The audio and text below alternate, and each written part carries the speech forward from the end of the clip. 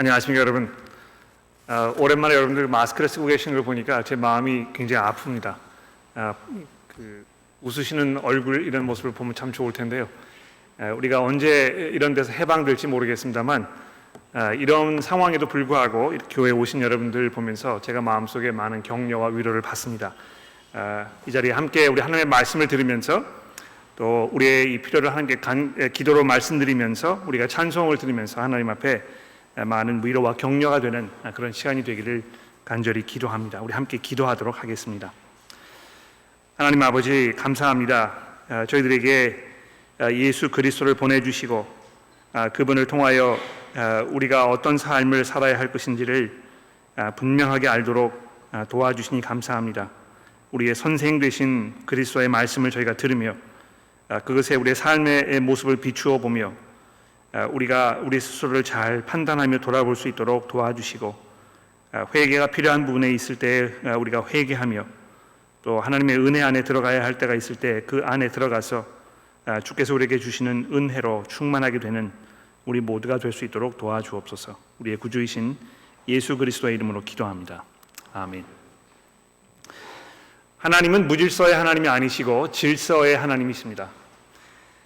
그래서 하나님께서 세상을 만드셨을 때 어떤 인간과 인간 사이에 그냥 마음대로 자기 멋대로 살도록 내버려 두지 아니하시고 일정 관계 속에서 이루어지는 이 질서를 정해 놓으시고 그 질서 속에서 우리가 잘 맞추어 살아가도록 이렇게 인도를 하신 것입니다. 그래서 우리 삶 속에는 아버지와 아들의 관계가 있고 선생과 학생의 관계가 있고 왕과 신하의 관계가 있는가 하면 대통령과 국민의 관계가 있는 것입니다. 이 이외에도 수많은 그런 관계들이 있습니다만 이런 것도 우리가 잘 이렇게 나열을 해보기 시작하면 그 안에서 일정한 어떤 그 질서가 있다는 것을 우리가 보게 되는 것입니다. 마치 아들이 아버지에게 순종해야 하듯이 학생이 선생의 말씀을 들어야 하듯이 신하가 왕을 섬겨야 하듯이 이 하나님께서 어떤 특정한 질서를 세워놓으시고 그것을 통해서 우리가 이 땅에서 어떻게 살아가야 할지를 우리에게 가르쳐 주시는 것입니다. 하나님의 백성들을 다스리는 하나님의 방법도 이 지도자들을 보내셔서 그 지도자들로 하여금 하나님의 말씀을 들을 수 있도록 하고 말씀을 가르치도록 하고 그래서 그 말씀에 따라 순종하며 살아가는 삶의 모습이 무엇인지를 하나님의 백성들로 하여금 보고 배울 수 있도록 이렇게 은혜를 베푸신 것입니다. 그런 면에서 구약시대에 존재하던 모든 그 선지자들, 모세로 대변되는 이 구약의 선지자들의 그 사역이 얼마나 중요하였습니까? 또 하나님께서 이 선지자 시대 이후에 이 왕을 세우셔서 왕으로 하여금 하나님의 백성들을 다스리게 하셨는데 이 왕의 역할이 얼마나 중요했는지를 우리가 잘 알 수 있는 것입니다. 그 이외에도 많은 사람들이 하나님의 백성들의 이 리더로서 이 말씀을 가르치고 또 그들이 어떻게 하나님을 섬기는 삶을 살아야 할지를 잘 인도하는 이런 역할을 맡으셨던 것입니다. 그런데 하나님의 백성들이 어떤 삶을 살았습니까? 에덴 동산에서 시작하여 구약시대가 끝나는 마지막 순간까지 계속해서 하나님의 말씀을 들으려 하지 아니하고 하나님을 신뢰하지 아니하고 이 세상 사람들의 이야기와 세상 사람들의 삶의 방법과 이런 것에 현혹되어서 그것을 더 추구하고 따라가려고 하는 이런 모습을 계속해서 보였던 것입니다. 사무엘상 8장 5절에 있는 이 사건 여러분 기억나시는지 모르겠는데요. 사무엘이라는 선지자가 이 이스라엘 백성들에게 등에 칼을 꽂히는 이런 그 경험을 하는 장면이 우리에게 소개가 되고 있습니다.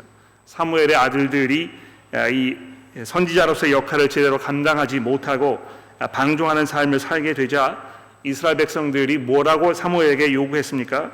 모든 나라들처럼 우리에게 왕을 세워서 우리를 다스리게 하소서.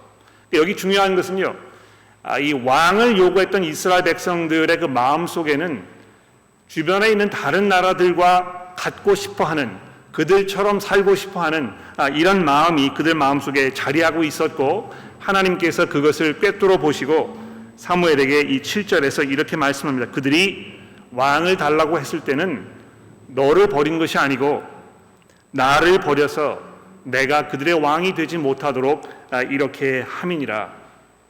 그러니까 이 얼마나 이것이 절망적인 이 하나님의 이 심판의 선언입니까? 결국은 하나님을 자기의 왕으로 인정하지 않으려는 이 못된 이스라엘 백성들의 그 습성이 이 말씀을 거역하는 삶의 모습을 통하여 계속 드러나고 있었고, 결국에는 그것이 이 선지자들을 다 폐하여 버리고 다른 이방인들의 삶의 모습처럼 살아가려겠다는 이런 그 강한 의지의 표현으로 왕을 요구하였던 것입니다. 그러나 하나님께서 그러한 백성들의 이 강팍함, 그들의 그 무지, 이들의 이 무례함, 하나님을 향한 이 믿음이 없는 그들의 그 모습, 이런 것들을 보시면서도 계속해서 이스라엘 백성들에게 무엇을 말씀하셨습니까? 마지막 날이 되면 모세와 같은 선지자가, 또 다윗의 후손인 왕이 너희들에게 나타나서 참 목자로서 너희들을 지키고 보호하며 인도할 것이라고 이렇게 백성들에게 경고와 위로의 말씀을 하셨던 것입니다. 오늘부터 우리가 이 마태복음의 말씀을 이제 다시 살펴보게 되겠는데요. 이 마태복음 우리가 살펴본 지가 꽤 되었기 때문에 아마 그동안에 어떤 이야기가 되었었는지에 대해서 잘 기억하시는 분들이 많지 않으실 것입니다.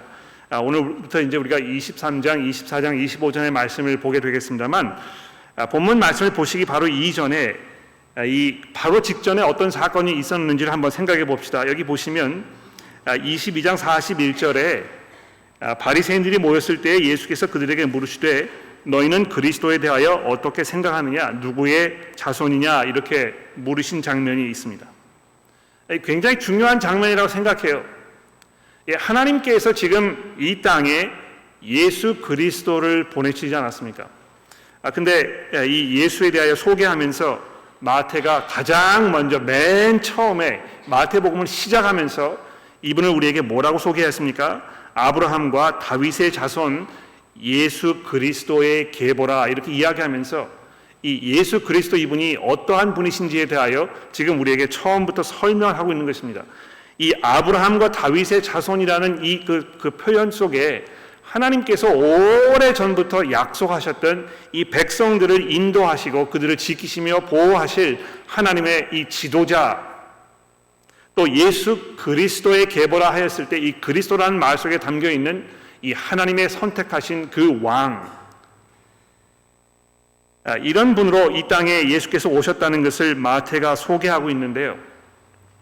이제 왕으로 오신 그분께서 자기의 도성으로 들어가서 안주하며 다스려야 할 예루살렘에 입성하셔서 이제 이 왕권을 자기 손에 쥐시려는 예수의 그 모습을 마태가 우리에게 설명하고 있습니다. 그러면서 예수께서 그 당시에 지도자의 역할을 하고 있던, 그 당시 백성들의 리더들이었던 이 바리새인과 서기관들에게 이렇게 물으십니다. 너희는 그리스도가 누구라고 생각하느냐? 그리스도에 대해 어떤 생각을 가지고 있느냐? 이 굉장히 중요한 질문입니다. 그렇죠? 이 백성들로서 그들이 어떤 삶을 살 것인가? 하나님께서 그들을 향하여 어떤 은혜를 베푸시며 이들로 하여금 어떤 삶을 살도록 이끄실 것인가? 이 중대한 문제가 이 그리스도라는 이 분에 집중되어 있다는 것입니다. 이분이 오셨을 때 비로소 하나님의 백성들이 하나님의 백성다운 삶을 살 수 있는 그 시대가 시작된다는 것을 오래전부터 하나님께서 선지자들 통하여 말씀하셨기 때문에 이 그리스도께서 이 땅에 오셔서 사역을 하시다가 예루살렘에 마침내 들어가셔서 이제 이 모든 사람들에게 바로 그리스도로 선포되기 직전의 이 순간, 이 중대한 순간에 과연 그리스도께서 백성들을 향하여 또 그 백성들을 인도하는 그 리더들을 향하여 무슨 말씀을 하실 것인가? 우리가 숨을 죽이면서 잘 들어보지 않을 수 없는 것입니다. 자, 근데 오늘 본문 말씀에 보시면 예수께서 왕으로 오셔서 그리스도로 오셔서 지금까지 이 하나님의 백성들을 인도하였던 모든 리더들의 이 자격 미달, 그들의 그 형편없는 상태, 이런 것들을 지금 경고하고 계시는 것입니다. 여러분 이것을 잘 한번 생각해 보셨으면 좋겠습니다. 우리가 이제 민주주의 시대에 살고 있지 않습니까? 민주주의가 뭐 이 세상 사람들이 이 세상에서 질서 있게 또 인간다운 삶을 사는 데 있어서 필요한 모든 사회적 제도 장치를 가장 잘 제공해 주는 가장 이상적인 어떤 그 정치 형태이며 방법이라 이렇게 많은 사람들이 지금도 믿고 있습니다. 정말 그런 것 같아요.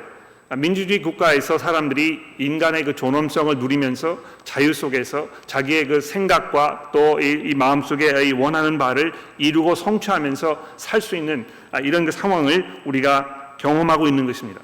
그러니까 이 독재 국가처럼 북한과 같은 곳에서 우리가 사는 상상 한번 해보십시오. 얼마나 삶이 척박하고 이것이 정말 괴로운 삶이겠습니까? 그런데도 불구하고 그런 사람들이 있는가 하면 여러분과 저처럼 이렇게 자유로운 곳에서 우리의 생각과 뜻을 마음대로 이야기하면서 사는 사람들이 있다는 것입니다. 그런데 민주주의의 가장 큰 문제가 무엇입니까?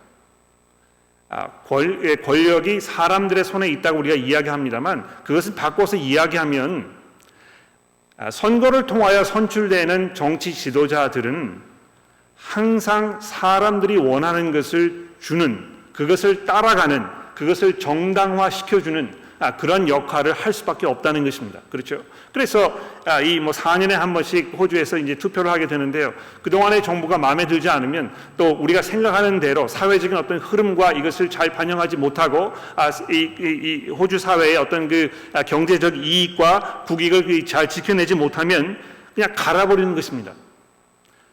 특히 이 사회가 이제 변화되어 가면서 사회 가치관이 바뀐다고 해서 뭐 결혼과 성의 문제, 이 인간의 어떤 그 존재의 문제에 대해서 굉장히 진보적인 생각을 이제 점점 사람들이 갖게 되는데 그걸 통해서 그러한 것들을 합법화시키고 정당화시켜 줄 수 있는 정치인들을 우리가 찾아야 되겠다 이렇게 해서 뭐 이 결혼의 어떤 그 정의도 바꾸고 또 어떤 이 남자와 여자의 관계에 있어서도 정부가 개입하여 이것을 자기 스스로 정리하려고 하는 이런 것을 합법화시켜주는 사람들을 우리가 찾게 되는데요.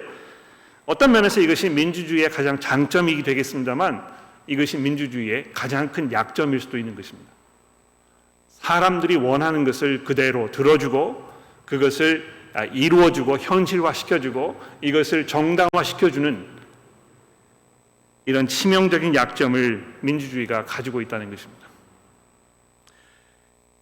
그런데 성경에서는 이 리더와 백성들의 관계를 뭐라고 이야기하고 있습니까? 여러분 그 아버지의 그 아들이라는 표현이 있죠. 그렇죠? 그 표현 속에 담겨 있는 가장 중요한 그 개념이 무엇입니까? 아들이 아버지를 보고 배운다는 것입니다. 그렇죠? 그러니까 아버지가 아들에게 아주 막대한 영향을 미치게 되어 있습니다. 또 선생과 학생의 관계도 마찬가지입니다. 그렇죠? 선생님들이 학생들에게 얼마나 많은 영향력을 발휘하는가. 그래서 우리가 우리 삶을 돌아보았을 때 자기에게 가장 많은 영향력을 미쳤던 어떤 선생님들에 대해서 생각해보고 이렇게 되는 것입니다. 그런데 사실 생각해보면 지도자의 이 역할에 있는 사람과 그 지도자의 인도를 받고 있는 이 사람들의 이 관계 속에는요, 이 상호 역할을, 상호 작용이 벌어진다는 것을 우리가 이해할 수 있습니다. 무슨 말입니까? 리더가 항상 일방적으로 사람들에게 영향력을 미치고 이렇게 하지 않는다는 것입니다. 어떤 면에서는 리더들이 그 백성들이 원하는 것을 줄 수 있는 리더들을 찾으면서 그 리더들이 이 백성들의 이야기를 들어야 하고 그래서 거기에 맞춰야 하고 자기의 생각과 자기의 주장을 바꾸어 나아가야 하고 이렇게 하면서 민주주의에서 이런 일이 벌어진다는 것입니다. 그래서 이 하나님께서 이스라엘 백성들에게 이 지도자들을 주셨을 때요, 그들이 하나님의 말씀을 백성들에게 가르쳐서 그들로 하여금 회개하고 하나님의 말씀으로 돌아올 수 있도록 하는 역할을 맡기셨지만 이것을 원치 않는 백성들이 고집을 피우면서 계속해서 자기들이 원하는 리더를 달라고 주장하였기 때문에 하나님께서 그들에게 그러한 리더들을 주셨다는 것입니다. 여기 이 서기관들과 바리새인들이 지금까지 리더들의 역할을 하면서 그들이 여기 예수님 지적하시는 대로 하나님의 말씀을 왜곡하고 하나님의 말씀에 순종하지 않는 이러한 삶으로 인하여 이 참 왕으로 오신 예수 그리스도 그분으로부터 신랄한 비판을 받았지만 그 리더들의 그러한 모습은 보다 근본적으로 그들이 인도하였던 이 백성들의 근본적인 마음의 문제였다는 것입니다. 예수께서 이 바리새인과 서기관들을 찾아오셨을 때에 여러분 기억나십니까? 마태복음 15장에 있는 말씀 보시면 성경 가지고 계시니까 한번 찾아볼까요? 마태복음 15장 1절 말씀해 보십시오. 마태복음 15장 1절입니다. 그때 바리새인과 서기관들이 예루살렘으로부터 예수께 나와서 이르되 당신의 제자들이 어찌하여 장로들의 전통을 범하나이까? 떡을 먹을 때 손을 씻지 아니하나이다. 대답하여 이르시되 너희는 어찌하여 너희들의 전통으로 하나님의 계명을 범하느냐? 하나님이 이르셨으되 내 부모를 공경하라 하시고 또 어머니나 아버지를 비방하는 자는 반드시 죽임을 당하리라 하였거늘 너희는 이르되 누구든지 아버지에게나 어머니에게 말하기를 내가 드려 유익하게 할 것이 하나님께 드림이 되었다고 하기만 하면 그 부모를 공경할 것이 없다 하여 너희의 전통으로 하나님의 말씀을 폐하는도다. 외식하는 자들아 너희가 이사야가 너희에 관하여 잘 예언하였도다. 일러스되 이 백성이 입술로는 나를 공경하되 마음은 내게서 멀도다. 사람의 계명으로 교훈을 삼아 가르치니 나를 헛되이 경배하는도다 하였느니라. 이렇게 지적하셨다는 것입니다. 예수께서 이 바리새인과 서기관들의 마음을 들여다보셨을 때 그들의 마음 속에 있던 것들을 꿰뚫어 보셨고요. 그것뿐만이 아니고 그들의 그러한 삶의 모습 속에 담겨 있는 그들이 대표하였던 모든 백성들의 이 마음의 문제를 예수께서 지적하고 계신다는 것입니다. 너희가 입술로는 나를 공경하지만 내 마음은 내게서 멀리 떠나 있다 하는 이 하나님의 지적을 지금 예수께서 이 서기관들과 바리새인들을 향하여 또 그리고 그들이 대표하였던 모든 백성들을 향하여 지금 신랄하게 퍼붓고 계시는 것입니다.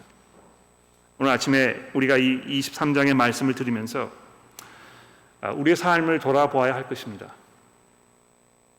우리가 이 바리새인들과 서기관들의 이 외식하는 모습과 이런 것들을 지적하면서 그들의 손가락질하고 이 혀를 찰 수 있을지 모르겠습니다만 우리가 거기에서 그친다면 우리도 결국은 이 바리새인과 또 서기관들과 별반 다를 것이 없는 그러한 사람들일 것입니다. 과연 내 마음은 어디에 있는 것인가?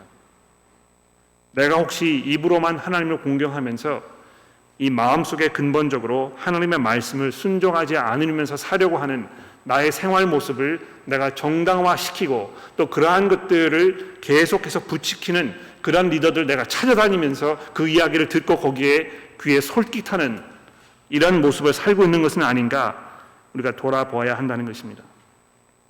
예수께서 오늘 본문 말씀 23장 여기에서 바리새인과 서기관들을 향하여 세 가지 신랄한 경고의 말씀을 하고 계십니다. 그들이 모세의 자리에 앉아 있으니 그러므로 무엇이든지 그들이 말하는 바를 너희가 행하고 지키라 이렇게 말씀하시면서 하지만 그들이 하는 행위는 본받지 말라 이렇게 얘기하셨습니다.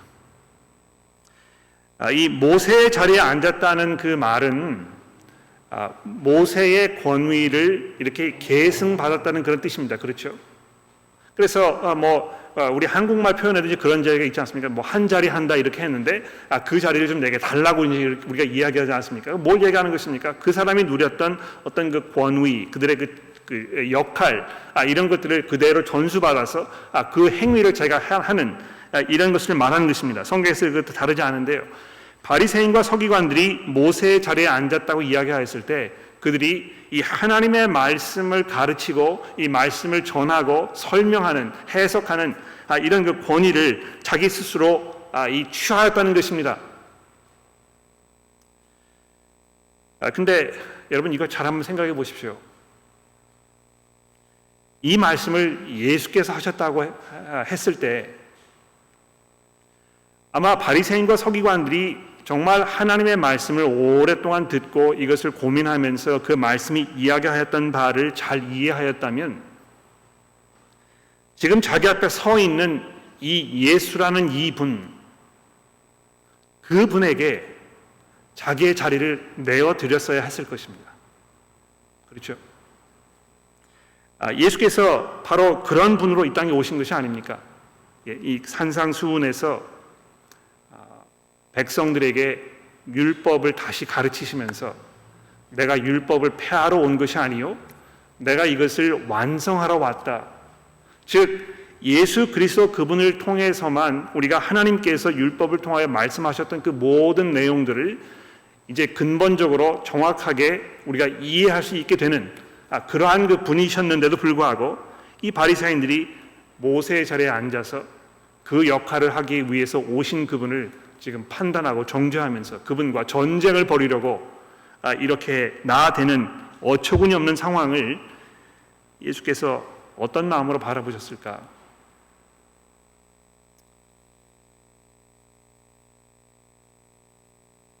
그러나 여러분과 저도 하나님의 말씀 앞에 서면서 마치 바리새인들과 같이 그 말씀의 주인이신 예수 그리스도의 권위와 그분의 능력을 우리가 두려워하지 아니하고 마치 우리가 그 말씀의 주권자인 것처럼 이렇게 생각하는 경우는 혹시 없는지 모르겠습니다.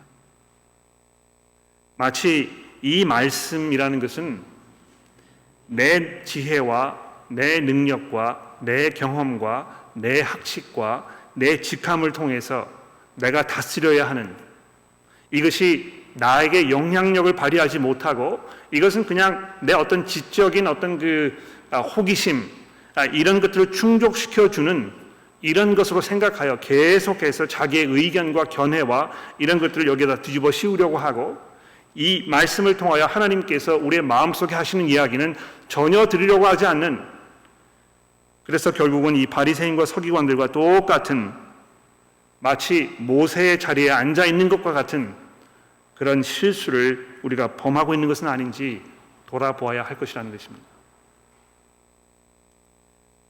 과연 우리가 얼마만큼 이 말씀을 들으면서 우리가 회개하고 하나님을 두려워하는 마음이 생기고 하나님을 더욱 경외하게 되고 그분을 더욱 신뢰하게 되고 그분 앞에 겸손함으로 믿음으로 나아가면서 우리의 필요와 간구를 말씀드리고 하나님의 은혜를 찬송하는 이런 겸손한 모습으로 살아가고 있는지를 우리가 예수의 말씀을 들으면서 우리 삶 속에 비추어 보아야 할 것입니다. 뿐만이 아닙니다. 예수께서 이 바리새인들과 서기관들을 향하여 뭐라고 지적하십니까? 그러므로 무엇이든지 3절입니다. 그들이 말하는 바는 행하고 지키되 그들이 하는 행위는 본받지 말라. 그들은 말만 하고 행하지 아니하며 4절입니다. 또 무거운 짐을 묶어 사람의 어깨에 지우되 자기는 이것을 한 손가락으로도 움직이려 하지 아니하며, 이 4절 말씀에서 예수께서는 이 바리새인과 서기관들이 조금도 가지고 있지 않은 이 동정할 줄 모르는 그들의 그 못된 습성에 대하여 말씀하고 계십니다. 어떤 면에서 이 23장에 있는 예수님의 이 지적은요, 이미 우리가 이 11장에서 만났던 이 예수님의 그 말씀을 머릿속에 기억하도록 이렇게 하는 그 작용을 이 마태가 의도하고 있다고 생각합니다. 여러분 마태복음 11장의 말씀 기억나십니까? 11장 25절 말씀을 저와 함께 좀 봐주시겠습니까? 마태복음 11장 25절입니다. 조금 기다릴게요. 찾아보십시오. 마태복음 11장 25절인데요. 그때 예수께서 대답하여 이르시되 천지의 주제이신 아버지여, 이것을 지혜롭고 슬기 있는 자들에게는 숨기시고 어린 아이들에게는 나타내심을 감사하나이다. 옳소이다. 이렇게 된 것이 아버지의 뜻이니이다. 내 아버지께서 모든 것을 내게 주셨으니 아버지 외에는 아들 아는 자가 없고 아들과 또 아들의 소원대로 계시를 받은 자 외에는 아버지를 아는 자가 없느니라. 수고하고 무거운 짐진 자들아 다 내게로 오라. 내가 너희를 쉬게 하리라. 나는 마음이 온유하고 겸손하니 나의 몽에를 메고 내게 배우라.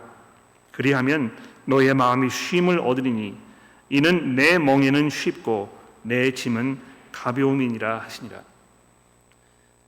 마태복음에서 등장하시는 이 그리스도이신 이 예수, 우리의 죄를 감당하시기 위하여 이 땅에 오셨던 구원자로서의 이 예수께서는 또한 동시에 가장 위대한, 가장 완성된 선생이셨던 것입니다. 그래서 이 마태복음을 우리가 읽어 나아가면서 계속해서 마태가 이 제자도의 삶에 대해서 이야기하는 것이 우연이 아니라고 생각해요. 사실 이 마태라는 그 말 자체도 이 제자라는 말입니다. 그래서 이 마태복음을 통하여 만나는 예수님의 말씀을 우리가 들어보면 우리가 누구에게서 우리의 삶을 배우고 누구를 우리의 선생으로 모셔야 되겠는가, 무엇이 참 선생의 참 모습인가, 이런 것들을 계속 이해하게 된다는 것입니다. 그런 면에서 이 서기관과 바리새인들의 이 선생으로서의 역할이 얼마나 모자르고 이것이 완성되지 못한, 오히려 백성들에게 이 짐을 지어주면서 그들로 하여금 그 짐을 견디지 못하고 거기에서 무너지도록 이렇게 인도하는 그런 동정심 없는 잔인한 그런 리더들이었는가 생각하게 된다는 것입니다. 여러분, 예수를 만났을 때 그분으로부터 마음속에 깊은 평안과 안식을 누리십니까? 내가 감당할 수 없었던 그 무거운 짐들, 나의 죄의 문제로 인해서 내가 신음하며 고민하면서 이 평안하지 못했던 나의 이 양심의 문제가 그리스도를 만남으로 인하여 우리가 정리되고 평안하면서 거기에서 참 위로와 확신을 여러분 누리면서 살고 계십니까? 내가 고민하고 염려하던 모든 인생의 어려운 문제들, 내 힘으로 해결할 수 없었던, 내가 벌려놓은 또는 다른 사람이 내게 이 주어진 이 짐들, 이것을 내 힘으로 감당하지 못하면서 슬픔과 탄식 속에서 방황하던 그 삶의 모습이 예수를 만난 후에 우리가 참 자유를 얻고 거기에서 평안과 위로를 여러분 만끽하며 살고 계십니까? 혹시 그것을 잘 모르시거나 그것이 내 삶의 체험이 아니라고 이렇게 생각이 되신다면 아마 여러 가지 그 가능성이 있겠습니다만 그 중에 한 가지 가능성은 마치 바리새인과 서기관처럼 하나님의 말씀 앞에 겸손하게 나아가지 아니하고 마치 내가 그것을 원하는 것만큼만 받아들이고 또 내 방식대로 이것을 풀어나가고 이렇게 하려는 우리의 그 못된 습성으로 인해서 스스로 얻는 불필요한 그러한 상황이 아닌가 생각해 볼 필요가 있다는 것입니다. 예수께서 분명히 우리에게 약속하지 않으십니까? 바리새인들은 너에게 무거운 짐을 지고 감당하지 못하도록 이렇게 인도하고 있지만 너희가 나에게 돌아왔을 때 정말 마음의 쉼을 얻고 어깨가 가벼워질 거라고 이렇게 약속하시고 계십니다. 세 번째로 이들 향하여 퍼부으시는 또 하나의 이 그 경고의 말씀이 무엇입니까? 이들이 껍데기밖에 없다는 것입니다. 그래서 모든 행위를 사람들에게 보이고자 하며 그 경문의 띠를 넓게 하며 옷수를 길게 하고 잔치의 윗자리와 회당의 높은 자리와 시장에서 문안받는 것과 사람에게 랍비라 칭함을 받는 것을 좋아한다고 이렇게 예수께서 지적하고 계십니다. 정말 그 종교 행위를 통하여 나를 치장하고 나의 참된 그 모습을 이렇게 감추고 거기에 이렇게 뒤에 서가지고 마치 의로운 척하는 이것은 정말 쉬운 일입니다. 그렇지 않습니까? 내 속사람이 어떤 사람인지, 내가 무슨 생각을 하고 있는지, 내가 원하는 것이 무엇인지, 사람들이 보지 않는 데서 내가 무엇을 즐기며 내가 어디에 시간을 쓰며 내 이 그 수고와 노력이 지금 어디에 들어가고 있는지 이런 것은 잘 드러내지 아니하면서 마치 종교 행위라는 이것으로 나를 딱 감추고 그 뒤에서 사람들의 칭송을 받으려고 하는 이 바리새인과 서기관들의 모습 속에 혹시 우리의 모습이 보이지 않는지 돌아보아야 할 것입니다. 이들의 이러한 모습에 비교했을 때 우리의 참 선생이신 예수 그리스도 그분의 이 절대적인 그 권위가 찬란한 빛을 더욱 발휘하지 않습니까? 예수께서 8절에 이렇게 말씀하십니다. 그러나 너희는 랍비라 칭함을 받지 말라. 너희 선생은 하나요. 이렇게 되어 있습니다. 예수께서 누구를 말씀하셨겠습니까? 너희의 선생은 하나라 이렇게 이야기하셨을 때 들을 수 있는 사람들은 예수께서 자기 자신에 대하여 말씀하고 계셨다는 것을 아마 이해하였을 것입니다.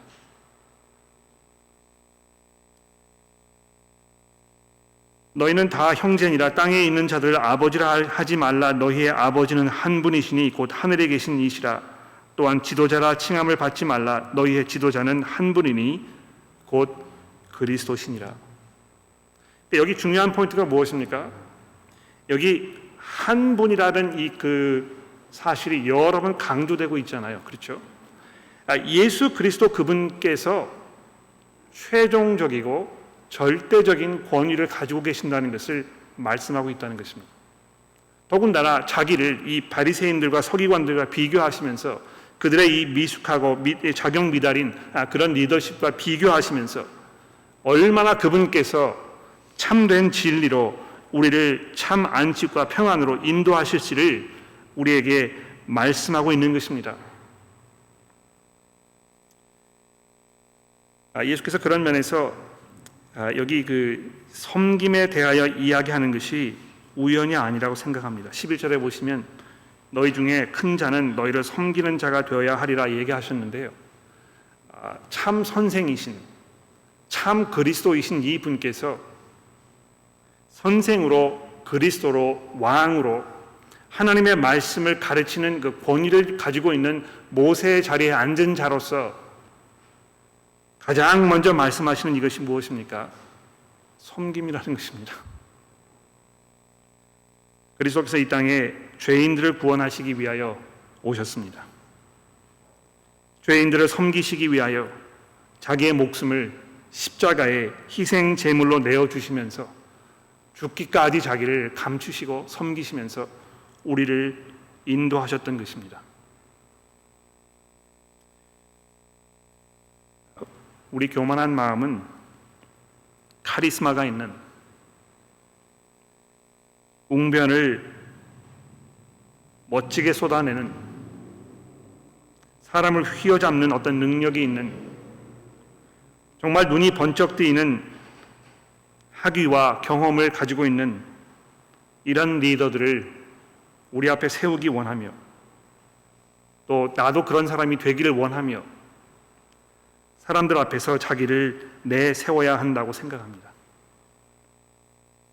그러나 참된 제자의 삶을 말씀하시는 예수께서 뭐라고 얘기하십니까? 나를 보고 나로부터 배우라. 내 멍에는 가볍고 내 짐은 쉬웁니다. 그분께서 우리에게 어떤 제자의 삶을 말씀하고 계십니까? 섬김의 삶을 말씀하고 계십니다.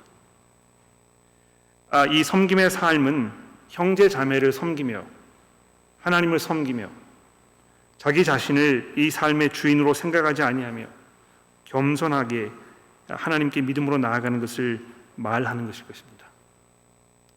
사랑하는 성도 여러분, 그러한 삶을 살고 계십니까? 참 섬김의 모습이 여러분의 삶 속에 열매를 맺고 계십니까? 내가 그리스도를 나의 구주로 고백하며 그분께서 나의 선생이라고 우리가 고백하였을 때에 그분의 모습을 보면서 그 모습에 내 자신을 맞추어 가고 계십니까? 아니면 마치 내가 모세의 자리에 앉아서 예수라는 분을 내 앞에 세워두고 내가 그분을 정죄하며 그분을 판단하며 마치 그분을 평가하는 자리에 있는 것처럼 이렇게 살고 계시지는 않습니까? 기도하겠습니다. 하나님 아버지, 겸손하게 저희를 섬기시기 위하여 하나님의 능력의 왕으로 이 땅에 오신 예수 그리스도의 모습을 저희가 바라봅니다. 하나님의 본체이셨지만 하나님과 동등됨을 취할 것으로 여기지 아니하시고 종의 모습으로 이 땅에 오셔서 저희들을 구원하시기 위해 십자가를 지셨던 예수 그리스도 그분의 그 겸손한 모습을 우리가 봅니다. 하나님이여, 그리스도의 제자로서 사는 우리 모든 성도들이 예수를 바라보며 그분에게 바라보게 하시고 그분에게 배우게 하시고 우리가 그분을 따라갈 수 있도록 도와주옵소서. 특히 우리 교회의 리더의 역할을 맡고 있는 모든 사람들이 주의 말씀 앞에 겸손하며 우리의 행위를 돌아보며 정말 우리의 삶을 통하여 무거운 짐을 지고 있는 사람들에게 예수 그리스도를 제시하고 증거하는 리더들의 역할을 제대로 감당할 수 있도록 하나님이여 도와주옵소서. 우리의 구주이신 예수 그리스도의 이름으로 기도합니다.